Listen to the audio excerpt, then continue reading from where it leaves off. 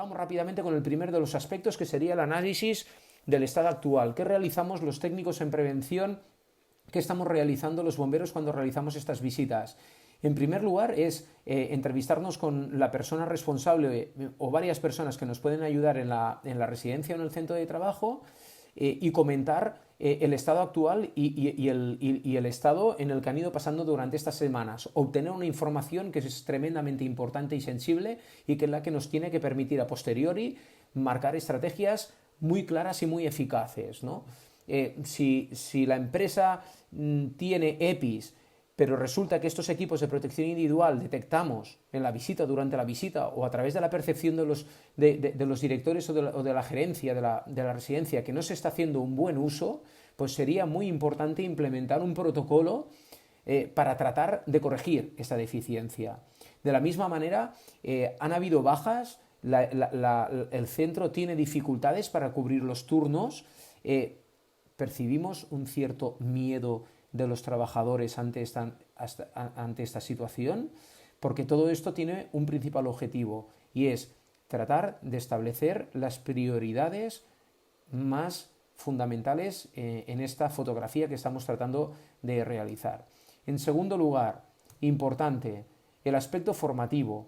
Y es muy posible que cuando estéis oyendo el concepto de formación ahora mismo, alguien esté pensando, formación, pero ¿cómo vamos a hacer formación en estos momentos? No, es que no estoy proponiendo realizar el formato tradicional de formación donde sentamos en una aula a 10 o 12 personas. La formación, lógicamente, se tiene que recrear, se tiene que reinventar y en este caso tenemos que tener muy claro qué es aquellos conocimientos que todos nuestros trabajadores han de tener y que, lógicamente, no es el mismo para cualquiera de los personales que tenemos implicados dentro de vuestros centros. Es decir, como podéis ver, diferenciamos lo que sería el personal sanitario asistencial del personal de limpieza, del personal de cocina, del personal de lavandería, del nuevo personal.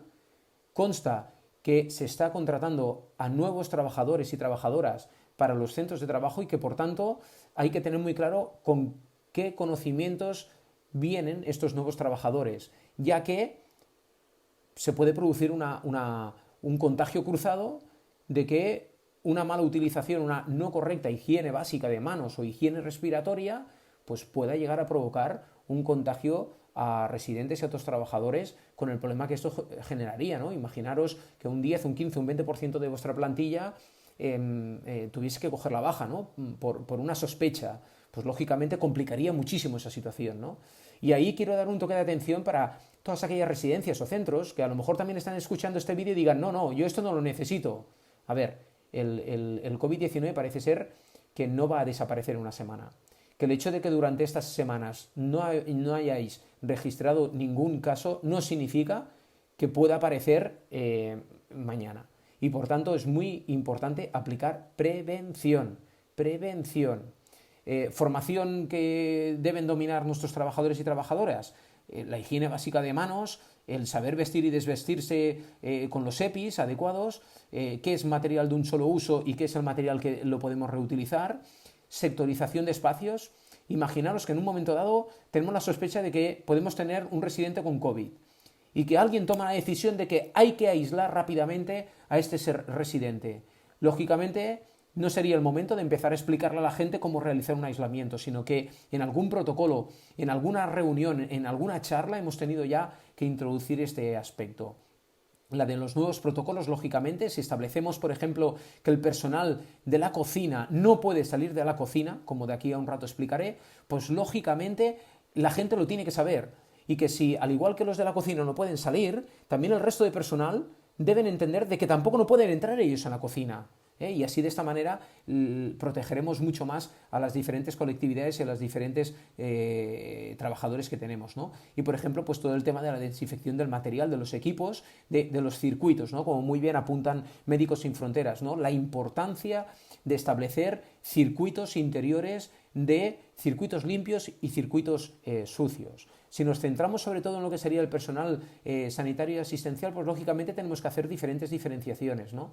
No será lo mismo una trabajadora que atienda a casos de residentes que hayan de establecer un contacto estrecho, ¿no? Como utiliza el Ministerio de Sanidad, contacto estrecho, aquel que se produce a menos de 2 metros de distancia, que muchas veces, pues, para limpiar secreciones, ¿no? Nasofaringias, o bien provenientes también de la boca, pues nuestros trabajadores y trabajadoras se tengan que acercar, pues lógicamente eso es considerado un contacto estrecho, ¿no?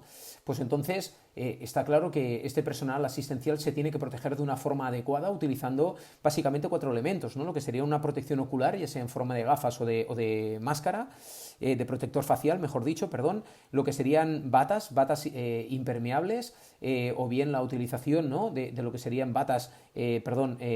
bolsas de basura, también la necesidad de utilización de mascarilla, ya sea una mascarilla quirúrgica o bien ya sea una mascarilla FFP2 en el caso de haber un riesgo y de haber de reducir esa distancia de 2 metros, y por otro lado, el cuarto de los elementos, hemos dicho las gafas y las pantallas, hemos dicho las batas impermeables, hemos dicho la máscara adecuada y también acordarnos de lo que serían los guantes, ¿no? Por otro lado, lógicamente, el nivel de protección que tienen que llevar todo aquel personal que no tenga que entrar en contacto estrecho con COVID-19 confirmados, probables o posibles, pues lógicamente es completamente diferente, ¿no? Y por último, pues también, atención, en estos momentos pueden haber cuadros clínicos, como podría ser una infección de orina, que pudiesen dar una sintomatología parecida a la del COVID-19 y que por tanto pues deberíamos extremar muchísimo las medidas de seguridad de nuestros EPI, siempre garantizando la máxima seguridad posible. Ante la duda, deberíamos aplicar el máximo protocolo de protección individual. Por otro lado, el personal de limpieza. Aquí también tenemos que hacer una doble diferenciación, ¿no? A la hora de informar y de formar adecuadamente a nuestros trabajadores y trabajadoras. Por un lado, como pasaría con el personal asistencial y sanitario, aquellos trabajadores o trabajadoras de limpieza que van a estar en zonas con sospecha o confirmación de COVID-19, que hay que blindarles un nivel de protección muy elevado, como el personal asistencial y sanitario, y por otro lado el personal de limpieza del resto de nuestras instalaciones, que no hay ninguna sospecha de que haya COVID-19 y que por tanto el nivel de protección no hará falta ni necesidad de que los sobreprotejamos, ¿no? Pero esto es muy importante. Alguien tiene que liderar ese discurso en el interior de vuestro centro de trabajo para que, sobre todo, quitemos buena parte del miedo que hemos visto y que continuamos viendo que experimenta el personal que está trabajando a día de hoy en vuestros centros, ¿no? Ese miedo hay que tratar de disminuirlo y de neutralizarlo, porque ese miedo obstaculiza que la gente actúe de una forma adecuada o que se gasten más equipos de protección individual de los estrictamente necesarios. Y ya sabemos que estamos muy ajustados respecto a lo que sería la disponibilidad de equipos de protección individual. Por otro lado, diferenciamos también el personal de cocina. Médicos Sin Fronteras nos ofrecen unas propuestas tremendamente interesantes y muy inteligentes, como sería cómo hacemos la recogida del material de platos, vasos, bandejas que entran dentro de habitaciones de residentes que tenemos aislados, ¿no? Pues la importancia de, una vez quitado los residuos alimentarios, introduzcamos todo este tipo de utensilios dentro de un cubo con una disolución de hipoclorito sódico, pues para realizar una primera infección, y así cuando abandone esa zona de aislamiento ya todo ese material ya no lleva el COVID-19 y por tanto ya no podemos o será prácticamente imposible que podamos contagiar otras áreas o ensuciar otras áreas de nuestra residencia, ¿no?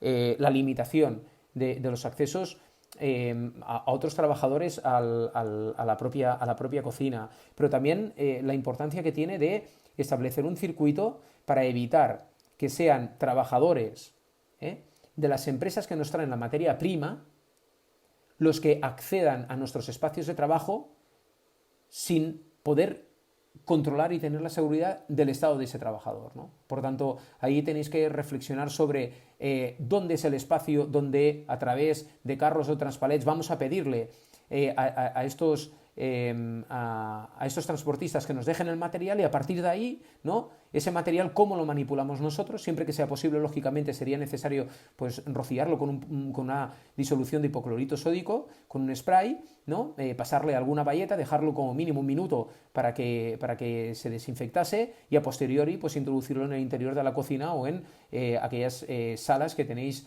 especiales pues, para guardar todo el material de cocina que necesitáis, ¿no?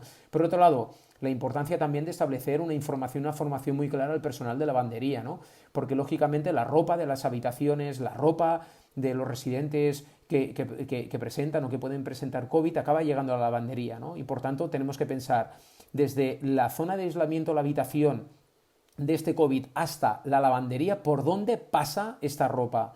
Está claro que hay que encapsularla, tenemos que utilizar como mínimo 2 bolsas encapsuladas de basura para poder desplazar con una cierta seguridad esta ropa que damos como contaminada hasta la lavandería. Pero también el personal de la lavandería tenemos que diferenciar dos espacios, ¿no? El espacio sucio y el espacio limpio. El espacio limpio, lógicamente, será una vez esa ropa ya ha sido lavada, ¿no? Pero el espacio sucio será, y cuando nos llega toda esta ropa, ¿qué nivel de protección lleva, en primer lugar, el trabajador o la trabajadora que la tiene que manipular? Evitar airearla, mirar de introducirla en el interior de la lavadora sin prácticamente haberla sacado de la bolsa, y así de esta manera extremaríamos al máximo la protección y la seguridad de nuestros trabajadores y los contagios cruzados, ¿no?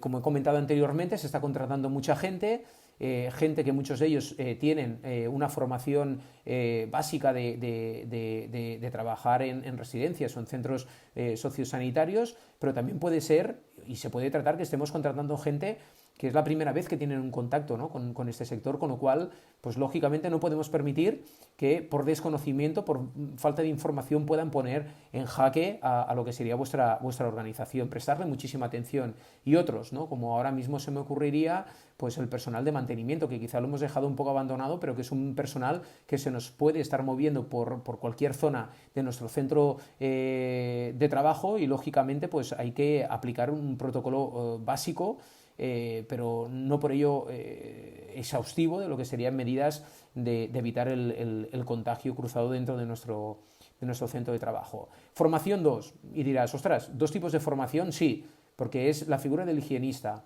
la importancia de tener una persona que allí donde tenemos contactos con residentes o con usuarios que son COVID-19 o que pueden ser probables o que pueden ser posibles, es muy importante que supervisemos el cómo se realizan esas tareas, cómo se viste y se desviste nuestros trabajadores para entrar dentro de sus habitaciones, porque es tremendamente importante. Tenemos que dar por sentado de que una trabajadora que me entra dentro de una habitación donde tenemos un COVID-19, muy probable COVID, es muy posible que salga con una posibilidad de contagio. Y por tanto, la retirada de ese material reutilizable o desechable se tiene que realizar bajo una estricta supervisión de una figura que se tiene que escoger muy estratégicamente para que con un básico checklist se puedan ir siguiendo las indicaciones de cómo quitarse los diferentes EPIs en el momento de salir de esa habitación. Un objetivo principal, 2 mejor dicho, ¿no? 1, tratar de romper la cadena del contagio, y por otro lado, evitar el contagio de trabajadores y de residentes. Nos centramos en lo que serían los protocolos, la importancia de hacer una revisión, de buscar un momento durante el día para valorar